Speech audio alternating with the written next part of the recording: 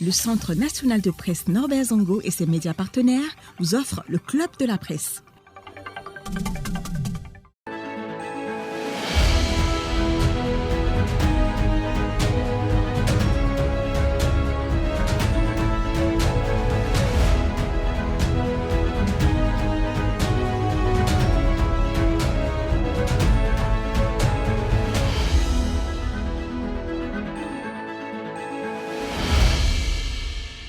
Bonsoir, bienvenue. Club de la presse, nouvelle saison. Ce rendez-vous mensuel sur les grands enjeux de développement du Burkina, sécurité, éducation, santé, élection, emploi, pour ne citer que cela. On discute, on débat, on explique et on interpelle. C'est une émission pilotée par le Centre national de presse Norbert Zongo avec pour média partenaire principal BF1 autour duquel gravitent plusieurs autres médias. Et justement, pour conduire l'émission ce soir, nous sommes avec Abdoul Fattah Thiemtoré de Omega Media. Fattah, bonsoir. Bonsoir Hervé, bonsoir aux téléspectateurs. Premier numéro, donc, nous allons parler de sécurité et d'humanitaire, deux sujets plus que jamais d'actualité. Vous le savez, depuis les premiers attentats terroristes en 2016, on compte près de 2500 personnes tuées, 1,5 million de personnes déplacées internes, dont 53% des femmes et 51% qui ont moins de 15 ans, des milliers d'écoles fermées. On parle notamment de plus de 3000, des centres de santé aussi. Plusieurs régions, provinces et communes sont touchées. Au-delà des chiffres et des statistiques, qu'est-ce qui se passe réellement sur le terrain et concrètement? Trois invités avec nous ce soir pour en parler.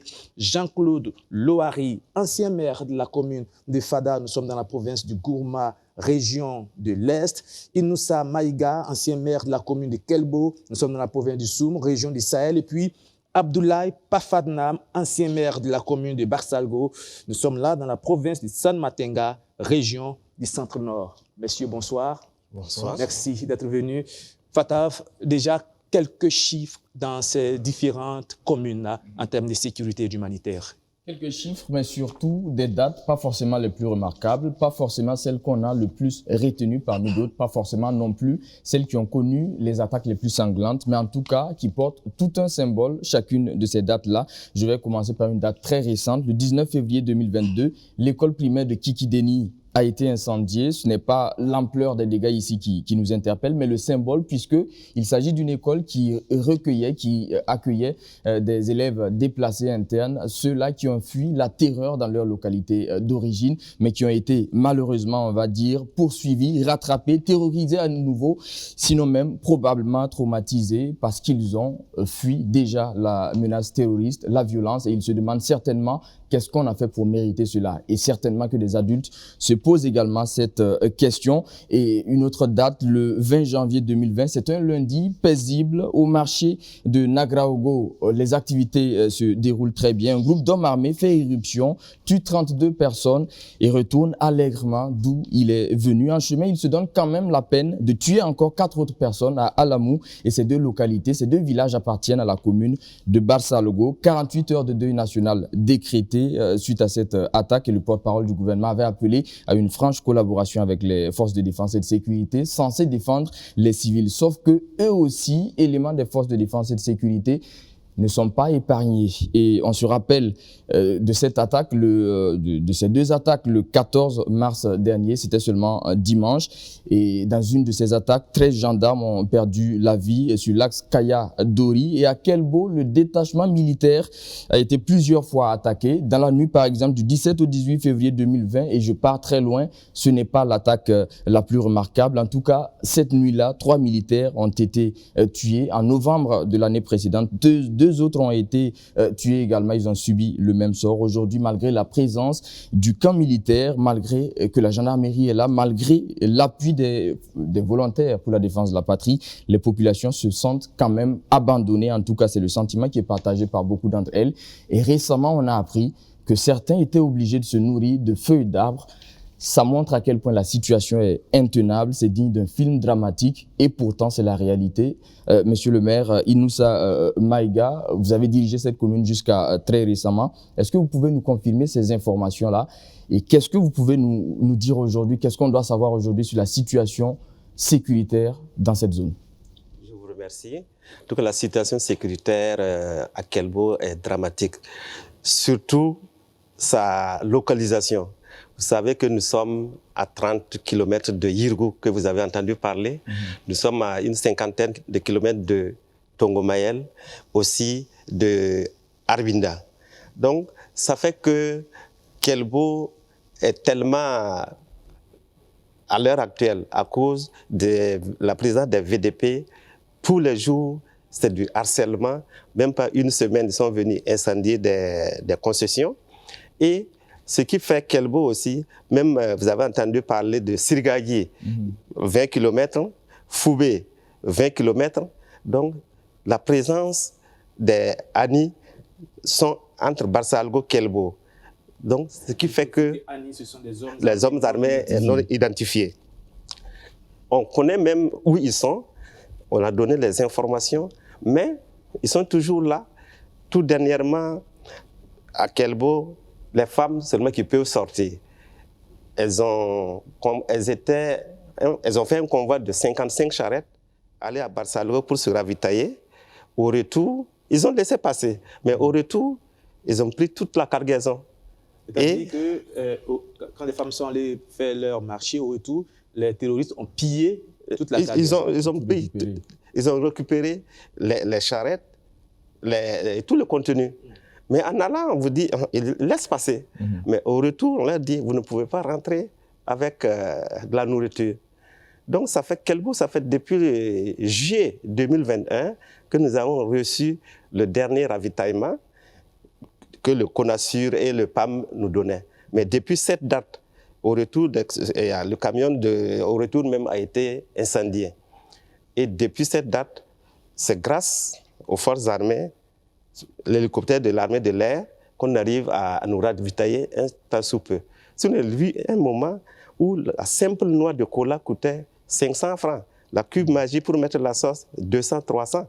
Mais depuis ça, c'est inadmissible, c'est impossible, il n'y a rien du tout à Kelbo. Et je confirme, actuellement, c'est les noix de rognier, ce que les Mosés appellent kwanga. C'est ces fruits-là que les gens pilent pour pouvoir faire la bouillie donnée aux enfants. Actuellement, si vous voyez les enfants, c'est de la malnutrition. Il n'y a rien, il n'y a rien. Voilà. Si on vous écoute bien, ce que vous expliquez, c'est comme si Kelbo était en état de siège. C'est-à-dire qu'on empêche tout approvisionnement en termes de nourriture par la route. C'est-à-dire que vous êtes obligé d'être approvisionné par voie aérienne pour pouvoir être nourri à Kelbo. Oui. Et là, les quantités ne peuvent pas être suffisantes pour oui, le problème, c'est un tronçon de 50 km. Barsalgo, Dablo, Kelbo. Il semble que la route est minée. Et effectivement, c'est vrai, puisque le dernier ravitaillement, il y a 2 soldats qui sont tombés sur une mine. Et depuis ça, nous avons des problèmes. Sur le Kelbo, actuellement, ce n'est pas un problème de manque de nourriture. Le PAM et le CONASUR a disponibilisé les vivres, c'est à Kaya, mais comment amener de Barsalgo, Kaya Barsalgo ça va, mais c'est de Barsalgo, Dablo, Kelbo. Et tout ça, qu'est-ce qui a facilité tout ça? Il y avait un détachement militaire à Dablo, et c'est depuis le drame de Inatan, ce détachement est parti. Donc ça a laissé un boulevard. Entre-temps, ils sont même venus s'installer là-bas, faire ce qu'ils veulent. Il semble même qu'ils ont installé leur drapeau. Et c'est ça qui fait que Kelbo a ce malheur-là aujourd'hui. Tout à l'heure, vous avez dit que vous avez donné des informations. Vous savez plus ou moins où est-ce qu'il se cache. Ce vocable homme armé non identifié, personne armée non identifiée, qu'est-ce que vous en pensez? Est-ce que ces hommes sont aussi inconnus que ça? Non, c'est nos petits-enfants. C'est les enfants de la commune de Kelbo. Je me rappelle une attaque en 2020 dont vous avez parlé. Sur 10 terroristes tués, les 8 sont de la commune de Kelbo. C'est des enfants de la commune de Kelbo qu'on connaît même leurs parents. Et actuellement, quand ils rencontrent les femmes, ils identifient, mais toi, tu n'es pas la femme de un tel, tu n'es pas la femme de un tel. Donc, ce sont nos enfants. Les fils de la localité qui se sont radicalisés. Les fils de la localité qui se sont radicalisés. Qu'est-ce qui peut expliquer, selon vous, le fait que des jeunes d'une même localité qui se connaissent, qui peut-être sont des amis, du jour au lendemain changent de camp et sont prêts à tuer leurs parents. Comment est-ce qu'on peut expliquer ce basculement-là, selon vous? Bon, moi je pense que c'est surtout l'ignorance, puisqu'au départ, ils ont mis la religion en face. Mais on a constaté, puisque je me rappelle, il y a un qui a été même tué son papa, parce qu'il s'est radicalisé. Son papa était l'imam. Son papa l'a appelé au téléphone de venir. Quand il est venu, il dit, mais mon fils, Amadou, ne fais pas ça. Ce n'est pas de la religion. Il est parti dire au chef terroriste que son papa a dit de quitter. Et ce jour, son papa, le chef terroriste, a pris une moto, une arme lui donnée, et donnée à un autre, celui qui devait le conduire. Ils sont allés. Et quand ils sont arrivés, on dit que ses sœurs et tout, que Amadou est là. Son papa le rencontre. Il a tué son papa 2 balles. Ce témoignage est complètement glaçant. Cela montre à quel point ils sont allés très loin dans le lavage de cerveau de certains jeunes. Ça, c'est un. Et de 2 aussi, bon, il y a la délinquance aussi, parce que ceux qui viennent prendre les animaux, enlever les animaux, bon, il y a une fois même, on m'a dit, ils n'avaient même pas d'armes. Hein? Mais quand ils arrivent seulement, ils crient Allah Akbar, les gens croient qu'ils sont armés, surtout les hommes fuient, ils laissent. Aujourd'hui, le grand banditisme se fond voilà, dans, dans ces assauts terroristes-là, et finalement, on ne peut plus faire la part des choses. Oui, et même il y a souvent aussi des règlements de compte. Hein? Une vieille histoire, on vient, on tabac. Il y a d'autres même, bon, tu le confies tes animaux, ton bétail, pour que tu ne te le mettes pas. Il envoie des gens te tuer et puis bon.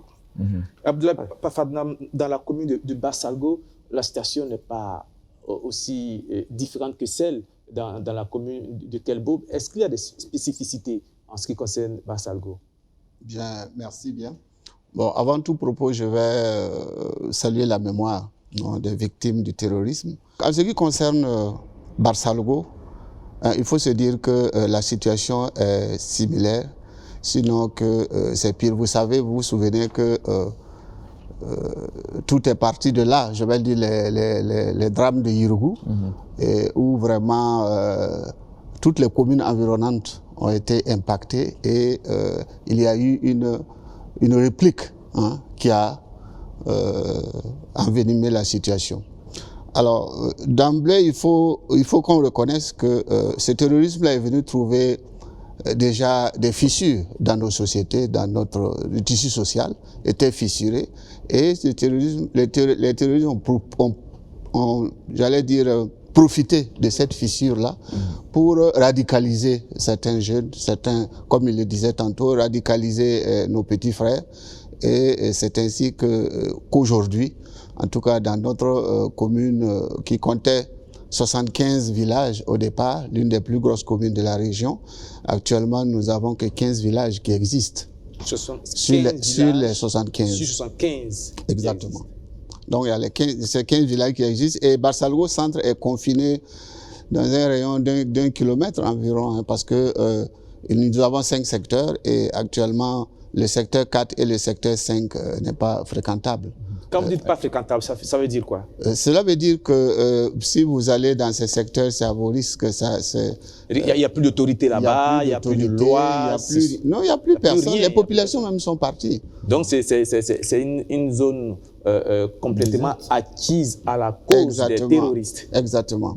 Et donc, c'est très très compliqué pour les populations aujourd'hui qui sont désemparés, désabusés, désorientés complètement, qui ne savent pas à quel sein se vouer, parce que le harcèlement est tel tous les jours pratiquement. Il y a des attaques, que ce soit dans les 15 villages qui restent ou encore Barsalgo Centre, c'est tellement fréquent.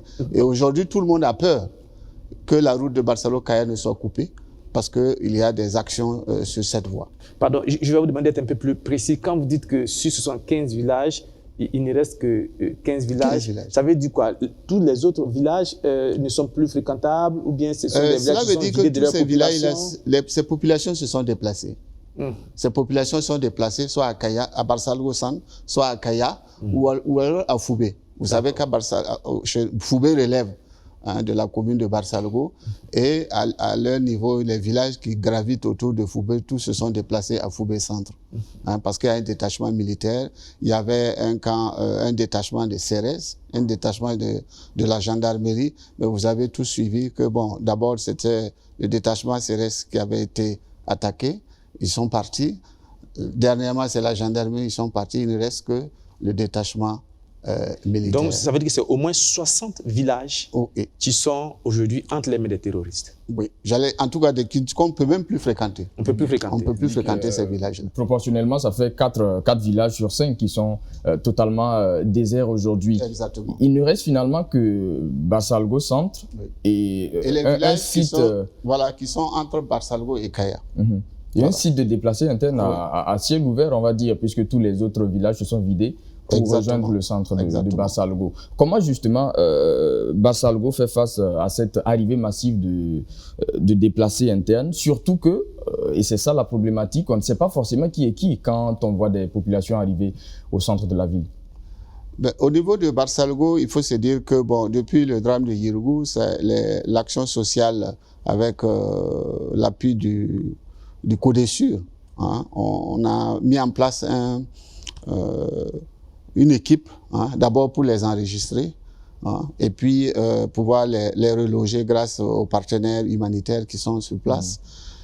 Mais le côté sécuritaire, bon, ça c'est un problème des techniciens. Eux aussi font leur travail de tri quand les gens viennent, parce que nous avons reçu, à Barsalgo, nous avons reçu les gens qui sont venus d'Arbinda, avec, nous avons les gens qui... Dablo s'est vidé une partie à Barsalgo. Kelbo, les gens sont venus de Barsalgo. Et vous voyez, aujourd'hui, Barsalgo Centre, nous avons environ 100 000 déplacés internes.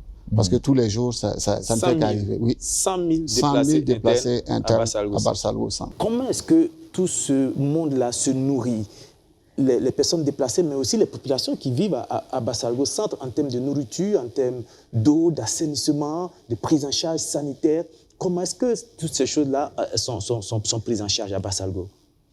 Il faut se dire qu'à Barsalgo, nous avons, pour illustrer un peu la situation alimentaire, aujourd'hui, le sac de mil à Barsalgo coûte 36 000 francs. Le sac de maïs, c'est à 28 000.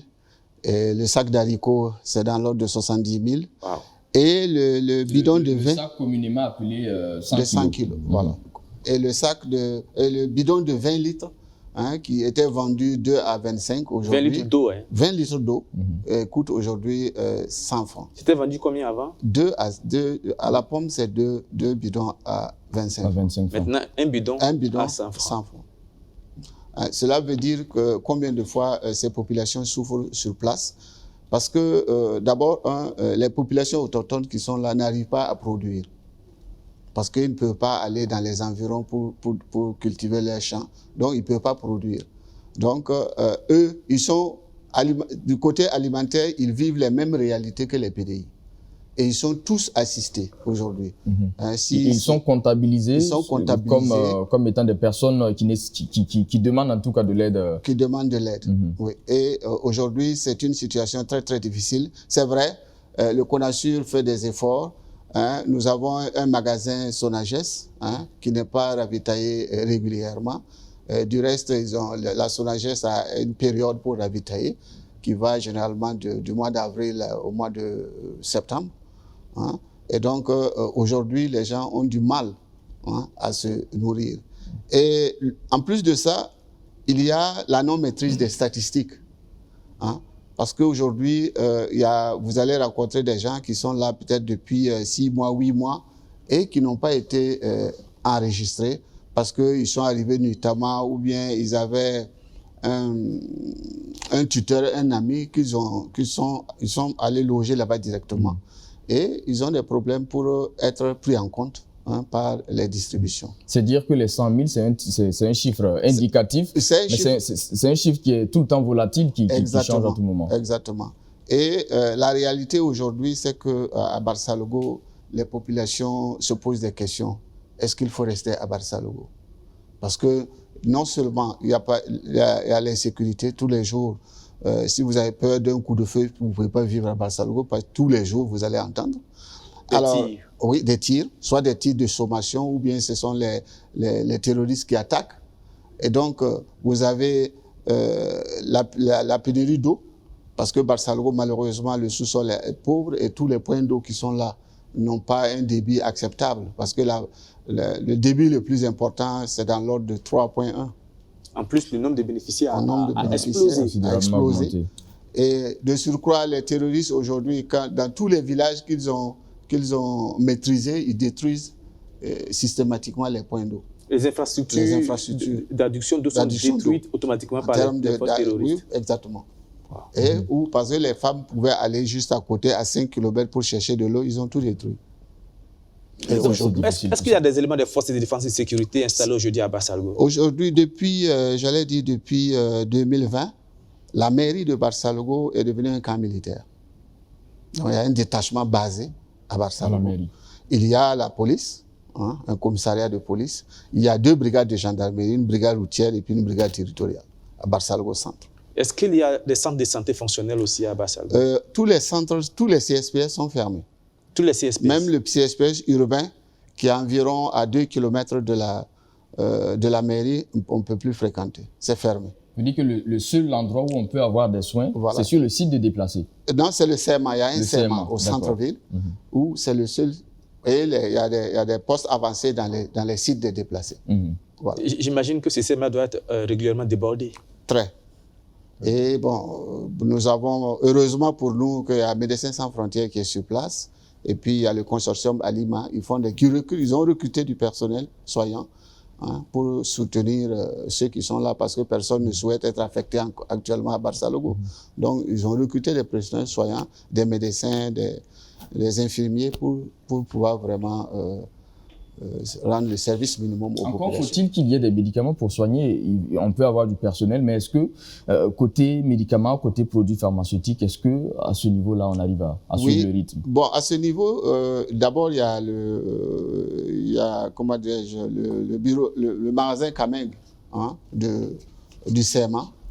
Il y a aussi que tous les déplacés qui vont se soigner dans les postes avancés sont pris en charge gratuitement. Ça, c'est le Médecins Sans Frontières qui assure leur chose. Et même jusqu'aux choses. Quand on veut les amener à Kaya ou à Ouaga, ils prennent tout en charge. Jean-Claude Louari, à Fada, il y a près de 150 000 personnes déplacées qui sont réfugiées à Fada. Non, il faut faire... dans la région de l'Est, plutôt. Voilà. Pas à Fada, mais dans la région de l'Est. Voilà. La précision est très importante. Voilà. Fada, c'est environ 76 000. 76 000 dans la ville de Fada. Voilà. Et pour donner des chiffres, la population urbaine, parce qu'il y a la commune et il y a la population urbaine. La population urbaine, c'est environ 112 000. Et les déplacés sont environ 76 000. C'est-à-dire qu'aujourd'hui, les déplacés sont plus nombreux même que la population urbaine. Les déplacés sont plus nombreux de 4 000 que la population haute. L'autre chiffre, c'est que la population a doublé. La population a doublé dans un temps record. Ça fait que les services sociaux de base sont largement dépassés. La ville de Fada, depuis toujours, a été une ville qui a soif. Les services d'eau, l'ONEA, par exemple, n'avait jusque-là pas réussi à approvisionner correctement la ville de Fada en eau. Et les différents forages qu'on fait, c'est avec des petits débits. Et donc, ça fait que du fait du doublement de la population, cette pression a augmenté à tel point qu'il fut un moment où la commune a loué une citerne et parti prendre l'eau à l'ONEA pour aller dans les secteurs, dans les quartiers périphériques pour distribuer. Mais Dieu merci, par la suite, nous avons eu Médecins Sans Frontières qui est venu prendre le relais et ensuite la Croix-Rouge pour continuer donc de distribuer l'eau. Donc le problème qu'il pose, c'est un problème général, aussi bien pour l'eau, pour les questions de santé, mais aussi pour les questions alimentaires. Avoir à manger, comme il a dit, aujourd'hui le sac de maïs à Fada c'est 34 000. Le sorgho, c'est le même prix à peu près. Et le niébé, le haricot, c'est 70 000. Voilà, donc on se retrouve face à un paradoxe. C'est ça un peu les méfaits de la guerre, parce que pour moi, c'est une guerre. Quand vous êtes en temps de guerre, l'inflation est galopante et les ressources ne sont pas disponibles. Et donc, les gens sont face à un double problème. Ils n'ont pas d'argent et ce qu'il y a est largement au-delà donc, de la bourse des gens. Et parfois même, ils ont l'argent, mais ils ne trouvent rien à acheter. Voilà. Mais juste là, à Fada, il y a les vivres. C'est la capacité des personnes à acheter qui pose problème. Et au-delà de ça, il y a, dans la commune de Fada, il y a des gros villages qui n'ont pas bougé, du fait donc des FDS et des volontaires. Et ce sont des gros villages aussi qui concentrent beaucoup de déplacés. Voilà. Mais dans ces villages, les humanitaires n'y vont pas. Et ça fait que... Et pour quelle raison? À cause de la situation sécuritaire. D'accord. Parce que le village, en fait, c'est comme des îlots de paix. C'est-à-dire, vous avez un village que les VDP et les FDS ont réussi à sécuriser, mais entre le chef-lieu de la commune et ce village, il y a un parcours. Et ce parcours n'est pas sécurisé. Donc, ça fait que les allées et venues posent problème. Beaucoup de problèmes. Et voilà, et ça fait que c'est... Et c'est pas que les FDS n'essaient pas, ils essayent toujours de convoyer de la nourriture, mais les routes sont devenues impraticables parce qu'il y a toujours des mines qui explosent. On entend chaque fois. Il y a les mines, les embuscades qui sont beaucoup plus meurtrières.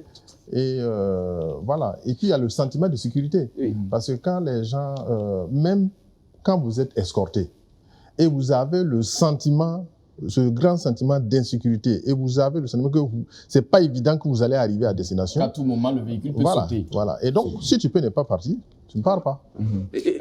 À la différence des autres localités dont on a parlé tout à l'heure, Fada, c'est quand même un chef-lieu de région et de province. C'est une grande ville quand même, mais à quelques kilomètres de là, des communes, des villages qui appartiennent à la commune de Fada Ngourma connaissent des assauts réguliers de terroristes. Ben oui, la commune de Fada concentre toutes les forces. Il y a donc le 34e régiment interarmes. Il y a un camp, un groupement de gendarmerie. Il y a la police avec toutes ses composantes, y compris les CRS, ainsi de suite. Voilà. Mais la commune, quand vous prenez la commune de Fada, toute la partie est de la ville, toute la partie est de la commune est pratiquement une zone qui est hors contrôle.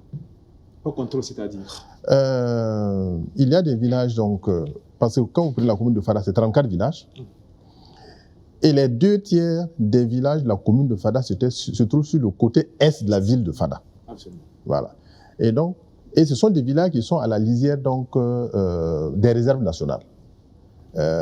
Principalement le Sengou. Et ces villages-là sont régulièrement harcelés par donc, les groupes armés terroristes. Et ces villages sont, je dirais, hors contrôle, en dehors donc des îlots dont j'ai parlé, qui sont des îlots contrôlés par... Ce sont des villages où l'insécurité a élu domicile. A élu domicile, où toutes les écoles sont fermées, les centres de santé sont fermés, en dehors de ces îlots. Et même dans ces îlots, les fonctionnaires n'y vont pas. Pour que les écoles, par exemple, de ces villages-là puissent fonctionner, il a fallu donc que la mairie recrute des volontaires qui ont donc les compétences et qui vont dans ces villages-là rouvrir les écoles. Quand on vous entend, et c'est important d'insister là-dessus, les volontaires jouent un grand rôle aujourd'hui dans ces localités-là pour que les populations puissent survivre. Et quand on dit volontaires, ce ne sont pas seulement des volontaires armés, il y a des volontaires civils tels que des volontaires personnels soignants, personnels de l'éducation et beaucoup d'autres volontaires aussi. C'est important de le dire. De nombreuses personnes se portent volontaires pour aller au secours de ces populations-là dans ces zones complètement assiégées pour permettre à ces populations-là de pouvoir essayer de vivre sinon de survivre. C'est important de le dire et d'avoir une pensée pour ces personnes-là. J'espère que l'État ne les oubliera pas. Voilà. Alors, allez-y. Parce que quand on parle des volontaires, comme vous l'avez dit, hein, les gens ont tendance à penser que ce sont seulement ceux qui sont en armes. Il n'y a pas que des volontaires armés. Il y a des volontaires, comme vous l'avez dit, qui sont des civils et qui portent haut le flambeau et qui font corps et âme avec les FDS pour continuer de soigner la population, continuer d'éduquer nos enfants. J'ai donné le cas de Tanwalbougou. Tanwalbougou, disons plutôt Natiabouani. Quand nous avons décidé de rouvrir l'école de Natiabouani, nous avons pensé avoir un CP1 et quand nous sommes allés, nous nous sommes retrouvés avec 400 enfants. Donc on s'est retrouvés avec près de 6 CP1. C'est aussi la soif de ces enfants d'apprendre et des parents de mettre leurs enfants à l'école. Oui. C'est un droit et ils veulent que les enfants aillent à l'école aussi. Oui. Donc ça fait que c'est quelque chose qu'il faut... Moi j'ai dit ça plusieurs fois. L'éducation, c'est quelque chose qui ne peut pas attendre. Quoi que ça coûte, il faut que nos enfants continuent d'aller à l'école. Quoi que ça coûte à l'État, quoi que ça coûte aux collectivités, il faut que nos enfants continuent d'aller à l'école. Jean-Claude Louari, Hervé, si tu le permets, puisqu'on est dans la région de l'Est, est-ce que vous avez des nouvelles, par exemple, de Pama ou de Madjouari dans la Kompienga? Parce que ce sont des localités aussi dont on a entendu beaucoup de SOS ces derniers temps. Quelle est la situation à l'intérieur de la région de l'Est, au-delà de la ville de Fada?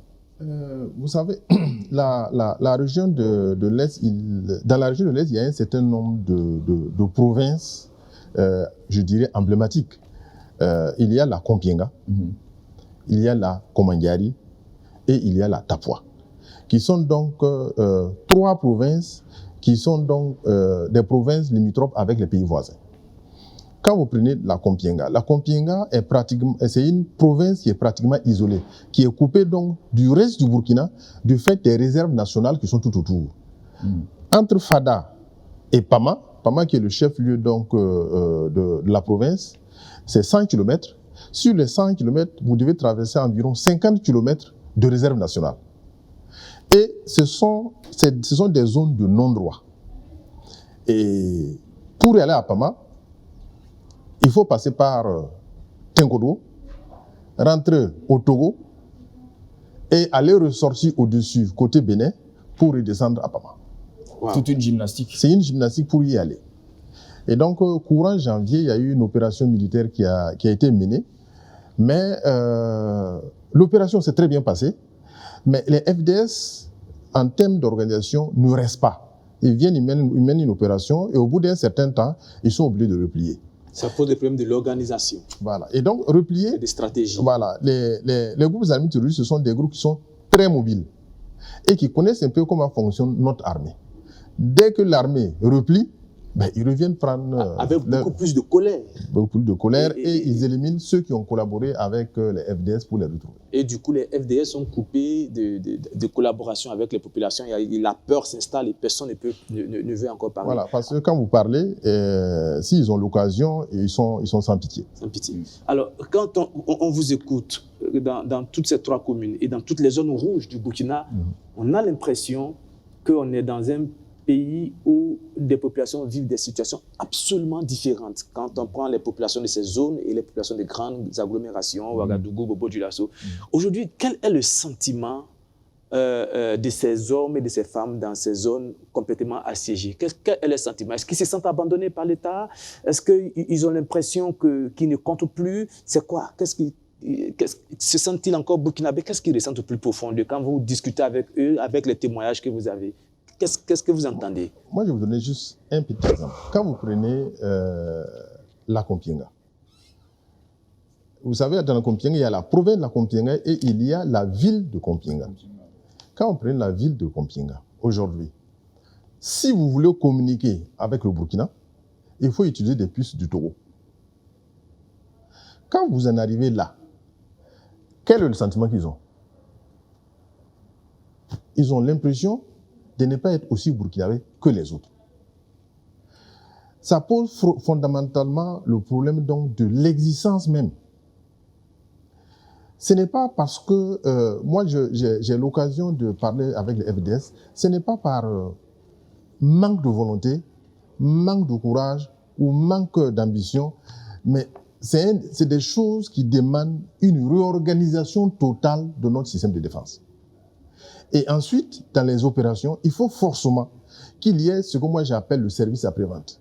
Quand il y a une opération, il faut que derrière cette opération, il y ait des forces qui vont permettre d'occuper le terrain quand les FDS replient.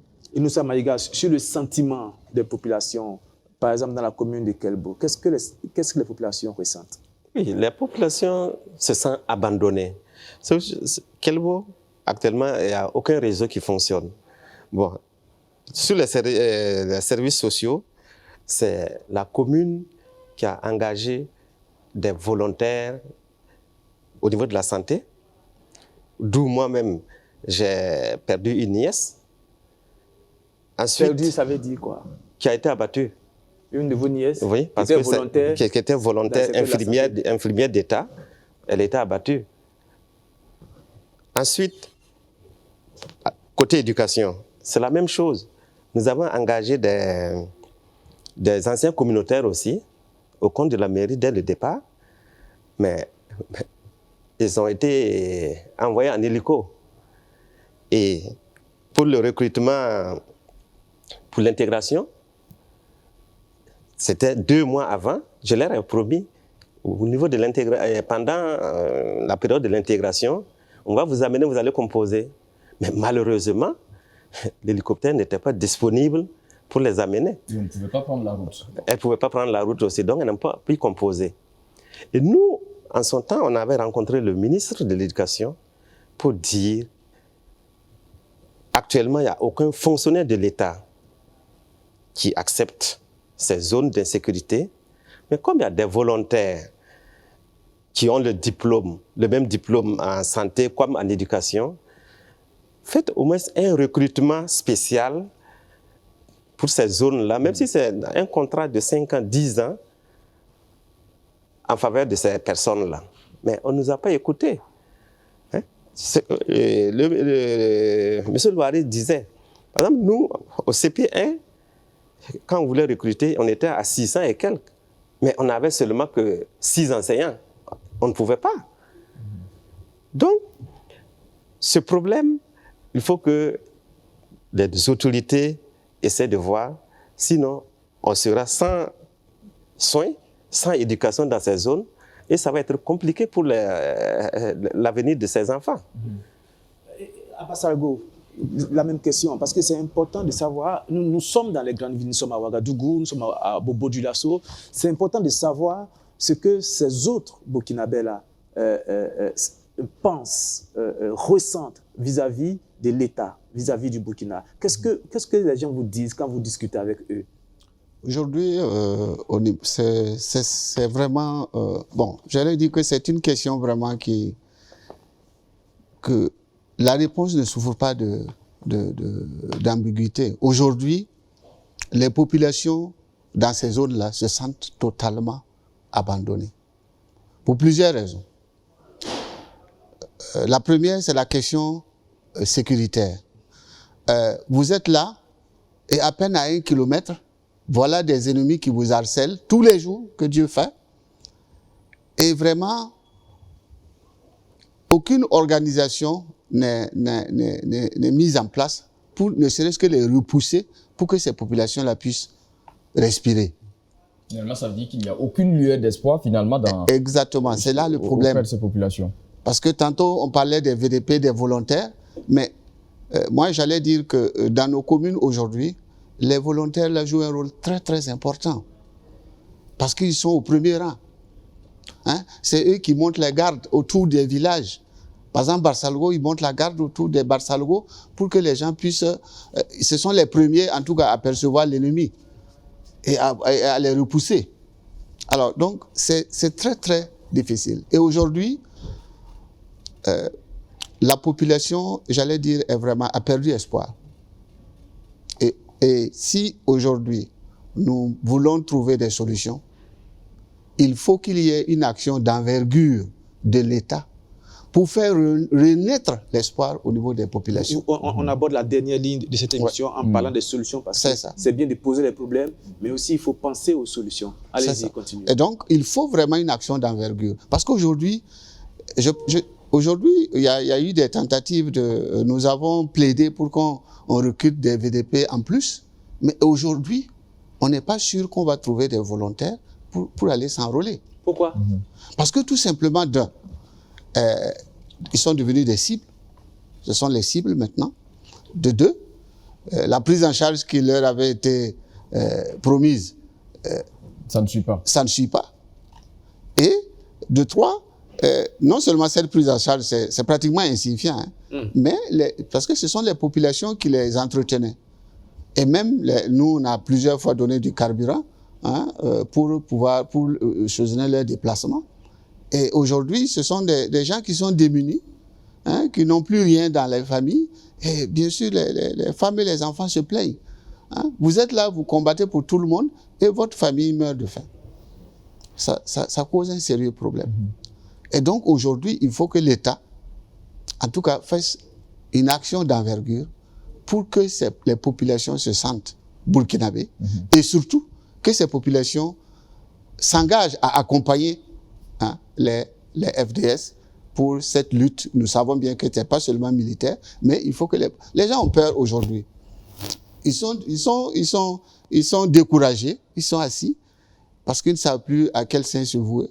Est-ce qu'il y a un risque qu'avec ce sentiment d'abandon, toute une population ou des villages entiers puissent basculer de l'autre côté, dans l'autre camp? C'est-à-dire que se disent que, bon, enfin, comme on a l'impression, parce que c'est une impression, l'État ne les a pas abandonnés, la réalité du moment fait que c'est le sentiment qu'ils ont. Est-ce qu'avec cette impression, ils peuvent se dire, bon, écoutez, comme on a l'impression qu'on nous a abandonnés de l'autre côté, c'est peut-être mieux de collaborer avec les ennemis? Est-ce qu'il y a un risque à ce niveau-là? Déjà, il faut se dire que c'est une situation qui favorise le recrutement des amis. La première conséquence, voilà. La première conséquence, parce que vous avez voilà, des jeunes, des braves valides qui sont là, ils ne peuvent pas aller au champ. Ils n'ont aucune activité hein, pour survivre et ils sont vulnérables. Hein? Et c'est souvent une question de dignité, de ne pas pouvoir soi-même aller chercher la subsistance pour sa famille. Exactement. Et devoir compter sur l'aide. Quand vous arrivez dans les sites aujourd'hui, ce sont les personnes âgées, ce sont les enfants, ce sont les femmes. Hein, les braves valides, beaucoup sont partis pour les sites. En tout cas, essaient de trouver quelque chose pour soutenir leur famille. Alors donc, c'est un risque, effectivement. Si en face, s'il n'y a pas de réaction, c'est-à-dire si les gens perdent espoir, il y a un risque, effectivement, qu'ils vont s'enrôler de l'autre côté pour rester, pour ne serait-ce qu'avoir la paix.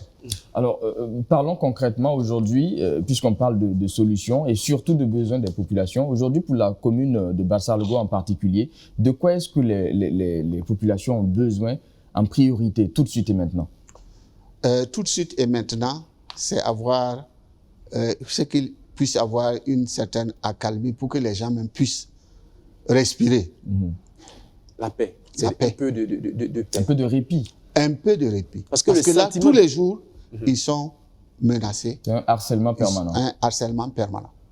Je crois que pour que nos téléspectateurs puissent bien comprendre, c'est le sentiment de peur. Et ce sentiment de peur-là, c'est vrai qu'il y a de nombreuses personnes qui ne le connaissent pas. Moi, je l'ai expérimenté pendant la crise post-électorale en 2010 en Côte d'Ivoire. Quand vous dormez la nuit et que vous ne savez même pas que vous allez vous réveiller, c'est-à-dire que vous passez des nuits blanches. En une semaine, vous êtes complètement psychologiquement crevé. Et quand vous vous réveillez le matin, vous attendez que le voisin a été tué hier. De l'autre côté, il y a eu balle perdue. Et c'est très traumatisant. Moi, je l'ai vécu. Et comprendre que ces hommes et ces femmes-là vivent cette situation depuis des années, je leur dis bravo parce qu'ils ont développé certainement des capacités de résilience, parce qu'en une semaine, en quelques jours, déjà, vous êtes psychologiquement, vous craquez. Et ce sentiment de peur-là, et comme vous le dites, ils ont besoin d'être rassurés pour que ce sentiment de peur-là diminue, afin de pouvoir réapprendre encore à vivre normalement. Allez-y, vous pouvez continuer. Sinon, vous voyez, par rapport même au comportement des autres, vous avez parlé tantôt de ceux qui sont dans les villes, etc. Une anecdote, une fois je suis venu à Ouaga ici, et un ami, malheureusement, ce jour on ne s'est pas entendu parce qu'il a dit, écoute, votre histoire, là, comment ça se passe? Votre histoire? Oui, votre affaire. Là. Mais ça m'a tellement frustré que c'était difficile. J'ai compris à quel point on n'a rien compris. Une déconnexion totale. Une déconnexion totale.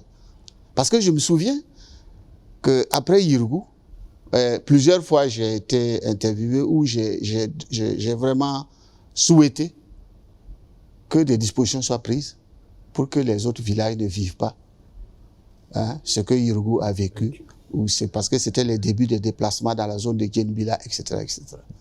Il fallait tout de suite et maintenant prendre des décisions pour que ça n'aille pas plus loin.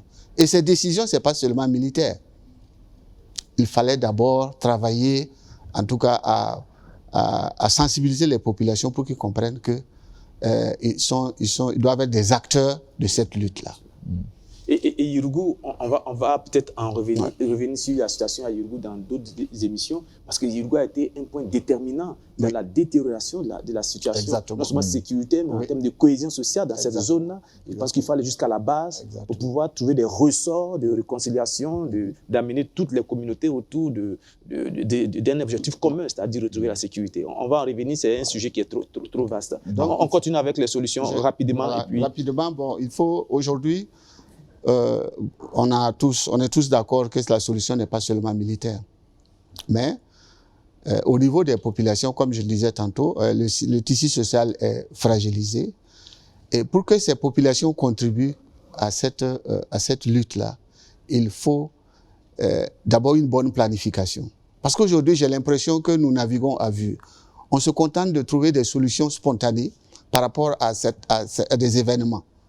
On n'a pas un planning où ce sont des étapes à franchir sur le moyen et le long terme. Comme l'a dit, nous sommes en guerre. Et aujourd'hui, nous avons perdu une grande partie de notre territoire. Il faut aller en guerre pour récupérer ce territoire-là. On ne doit pas attendre qu'il y ait une attaque par-ci, une attaque par-là pour réagir. On doit aller en guerre à la reconquête de notre territoire. Oui, Inoussa Maïga, on va parler de Kelbo. Vous l'avez dit tout à l'heure, votre témoignage, il est saisissant. Qu'on en vienne jusqu'à consommer des produits sauvages qui ne sont pas consommés habituellement. Aujourd'hui, quelle est l'urgence? Qu'est-ce qu'il faut faire pour minimiser quand même les souffrances des populations du point de vue humanitaire? Oui, à Kelbo, les gens nous ont dit, si vous ne pouvez pas nous amener à manger, essayez de nous faire un couloir, on va quitter Kelbo. Sinon, la première solution, les gens n'ont plus peur des armes à Kelbo, ils veulent manger. Et la seule solution pour envoyer cette nourriture-là, envoyer les vivres, c'est quand même rouvrir et sécuriser la voie. Seulement 50 km. Parce qu'on a l'impression d'être en prison, oui, tout autour, parce que je vois, assiégé. Je prends l'exemple de Arbinda Dori, ça fait 100 km, mais on arrive à faire des convois terrestres pour ravitailler Arbinda. Hein? Et puis je veux saluer aussi, par exemple, la province de Soum, qui compte 9 communes. C'est seulement Kelbo, en dehors du chef-lieu de province, c'est Kelbo, Arbinda et Pobé qui sont là. Et grâce au bravoure des VDP. Hein? Or, ces VDP, il faut qu'on renforce leur capacité, que ce soit en formation, que ce soit en équipement. Aussi, il faut un maillage sécuritaire. Vous quittez, vous arrivez à Kelbo, vous dépassez 5 km, vous allez jusqu'à la frontière du Mali, c'est pour les terroristes. Il n'y a plus rien. Il n'y a plus rien. Il y avait un détachement à Koutoukou qui n'est plus, à Tongomel qui n'est plus, à Baraboulé qui n'est plus. Et Kelbo qui ne tient presque plus. Oui. Donc maintenant, là, tous les jours, c'est du harcèlement sur Kelbo. Hein? Actuellement, c'est Djibo, Kelbo et Arbinda, ils sont en train d'harceler. Et je vous dis, si un tombe, l'autre ne pourra pas résister. Donc, il faut vraiment qu'on essaie de faire un maillage sécuritaire. Par exemple, je prends le cas de Dablo, seulement à 15 km. Il faut que ce détachement-là revienne. Est-ce qu'il y a déjà des actions dans ce sens-là? Est-ce que vous avez l'impression qu'il y a au moins un début de solutionnement au niveau des ressortissants de la localité ou de l'État ou des acteurs humanitaires? Est-ce qu'il y a au moins un début qui peut donner espoir aux populations? L'espoir, les ressortissants, que ce soit les ressortissants de Kelbo, d'Ablo, ils ont rencontré la haute hiérarchie militaire et au niveau du gouvernement. depuis, mais on n'a jamais trouvé de solution.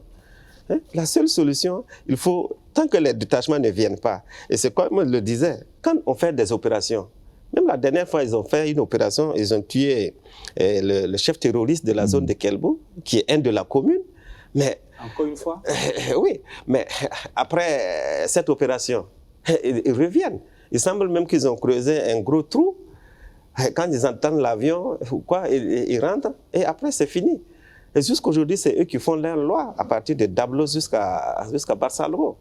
Jean-Claude Lohari, rapidement sur les perspectives au niveau des FADA. Rapidement, on est en train de finir, on a plus de retard. C'est un sujet passionnant, il y a tellement de choses à dire, mais je pense qu'on aura l'occasion de revenir sur ces sujets-là. Voilà, moi, je ne reviendrai pas sur ce qu'ils ont eu à dire. Moi, je vais surtout insister sur la partie humanitaire. On vous a dit tantôt qu'il y a la flambée des prix. Les populations sont sans ressources. Pourtant, il faut continuer donc de nourrir les familles. Il faut forcément que l'État s'investisse davantage. Nous avons constaté que dans le nouveau gouvernement, c'est un expert du domaine de l'humanitaire, un ancien secrétaire général de la Croix-Rouge, qui a été donc responsabilisé au niveau donc, du ministère. Il faut impérativement et urgemment qu'ils se mettent au travail pour approvisionner l'ensemble des localités en vivres et trouver les moyens de casser les prix. Parce que pour un sac de maïs qui coûtait 15 000, qui coûte aujourd'hui 34 000, pour quelqu'un qui n'a pas de ressources, qui ne produit pas de richesse, c'est impossible pour lui d'acheter. Autre chose que nous avons, auquel nous allons davantage faire face, c'est la délinquance dans les villes d'accueil. Parce que si tout le monde n'a pas à manger, je vois mes enfants qui sont en train de mourir de faim, inévitablement, je peux être tenté de faire quelque chose que je n'avais pas l'intention de faire pour que ma progéniture puisse survivre. À côté de cela, il y a la question de la SONAGES. Il faut que la SONAGES se mette immédiatement sur le terrain pour, à des prix subventionnés, en plus du fait que les humanitaires doivent se déployer rapidement sur le terrain. Aujourd'hui, vous avez parlé de comportement des populations. Certaines populations ont le sentiment que c'est plus simple pour eux de collaborer, parce qu'en ce moment, vous êtes tranquille. De collaborer avec l'ennemi. Collaborer avec l'ennemi. Quand on dit la collaboration, qu'est-ce qui se passe? Les gens ont ce comportement-là de, comment j'ai dit ça, une sorte d'accord de non-agression. Je ne parle pas de toi, tu me laisses tranquille. Je ne donne pas d'informations te concernant, tu me laisses tranquille. C'est de la collaboration. Parce que même s'il donne des informations, non seulement il ne serait pas protégé, oui. Et donc il risque d'avoir un retour assez voilà, un retour assez difficile. Et cela, ça pose problème. Mais au-delà de ça, pour parler des VDP et des FDS, beaucoup de jeunes sont prêts à s'engager. Mais ceux qui veulent s'engager souhaitent que les FDS soient disposés à les accompagner quand ils en ont besoin. Les groupes armés terroristes ont compris quoi? Pour former un VDP, il y a un certain délai pour le former. Et ils ont mis en place un dispositif de telle sorte que quand quelqu'un décide de s'engager comme VDP, pendant le temps de la formation, il s'en prenne à sa famille. Et du coup, personne n'a envie de s'engager. Puisque si tu t'engages, avant de pouvoir venir défendre ta famille, défendre le village, mais eux t'ont précédé. Et ils ont l'information. Ils ont l'information. Puisqu'ils sont le verre est dans le fruit. Le verre est dans le fruit, pratiquement dans tous les villages. Ils ont des relais partout. Il suffit que tu poses un acte, ben, tout de suite, on vient te chercher. C'est déjà. Voilà, Abdou Fattah Tcheptere, je pense que nous sommes à la fin de cette émission. C'est vrai que 52 minutes, c'est peu pour parler de la situation sécuritaire. Aujourd'hui, nous avons beaucoup insisté sur le côté humanitaire parce que c'est une urgence. Et je retiens cette phrase de l'ancien maire de Kelbo qui a dit à Kelbo, les gens n'ont plus peur des armes, ils veulent manger. C'est complètement la description de la situation, non seulement à Kelbo et à Fada, mais aussi à Barsalgo, qui ne sont que des échantillons dans plusieurs autres provinces, dans plusieurs autres communes, dans plusieurs autres régions du Burkina Faso.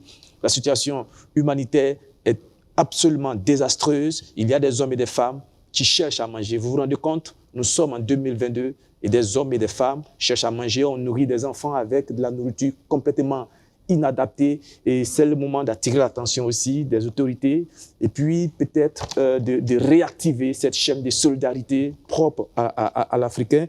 Et puis aussi, il y a ce côté déconnexion. Il a dit une phrase d'un de ses amis qui lui a dit « Votre affaire, là, comment ça se passe ?» Ce n'est pas leur affaire, c'est l'affaire de tout le Burkina. Et je voudrais revenir ici, toutes ces personnes qui sont réfractaires à la moindre critique, qui estiment que quand on les critique, on les met en difficulté. Non, quand on est à Ouagadougou, quand on est à Bobo-Dioulasso, où on peut dormir, où on peut appeler la police à tout moment, on ne veut pas être critiqué, on dit qu'il faut se taire, mais allez-y passer une semaine, un mois, quelques jours à Kelbo et dans les autres communes et vous comprendrez ce que c'est que le sentiment de la peur et vous comprendrez aussi pourquoi parfois certaines personnes sont assez acerbes envers d'autres personnes, en l'occurrence ceux qui sont en poste de responsabilité, les autorités, c'est leur responsabilité de trouver la solution, même si les choses sont de plus en plus difficiles et pas toujours simples. On est obligé, en tant que journaliste, d'attirer l'attention sans pour autant pointer du doigt une personne. Voilà, c'est ici que prend fin cette émission. Merci d'être venu. Abdou Fattah Thiam-Touré, merci aussi de m'avoir accompagné. Et on espère que la situation va s'arranger dans les différentes communes et dans les différentes zones. Bonsoir, au revoir. C'est la fin de ce premier numéro de Club de la Presse, nouvelle saison. Bonsoir, au revoir.